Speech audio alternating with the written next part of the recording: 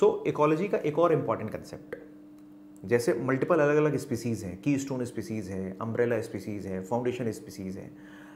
Now I am discussing about the umbrella species. I am talking about the umbrella species. Now what is umbrella?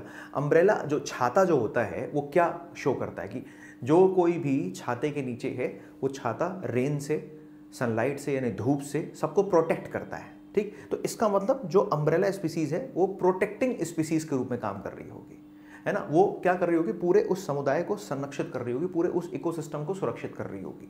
सो इधर जरा देखिएगा, focus कीजिएगा. Umbrella species, the species, ध्यान से सुनना है, the species that are selected for the conservation of an entire ecosystem. Conservation of entire ecosystem forms an important part of national parks and the wildlife sanctuary.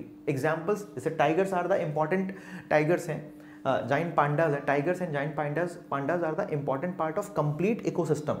Like national park की बात कर लो आप, centuries की बात कर लो, या फिर biosphere reserve की बात कर लो. इसलिए हम प्रोजेक्ट टाइगर लेके आते हैं, टाइगर को संरक्षित करने के लिए. प्रोजेक्ट एलिफेंट लेके आते हैं, एलिफेंट्स को संरक्षित करने के लिए, राइट.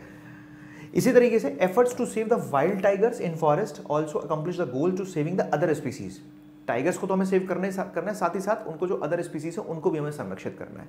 एग्जाम्पल कोई तुमसे पूछे तो तुम बता सकते हो कि सर अम्ब्रेला स्पीसीज के एग्जाम्पल्स आप टाइगर कंसिडर कर सकते हो और जो जाइंट पांडास हैं उनको भी कंसिडर कर सकते हैं. आपके एग्जाम में क्वेश्चन बन सकता है, एक तो अम्ब्रेला स्पीसीज होती क्या है, तो selected for the conservation of an entire ecosystem, number 1 ये बात याद रखिएगा. दूसरा एग्जाम्पल्स मैंने आपको बताया, उन एग्जाम्पल्स को भी याद रखिएगा. क्लियर.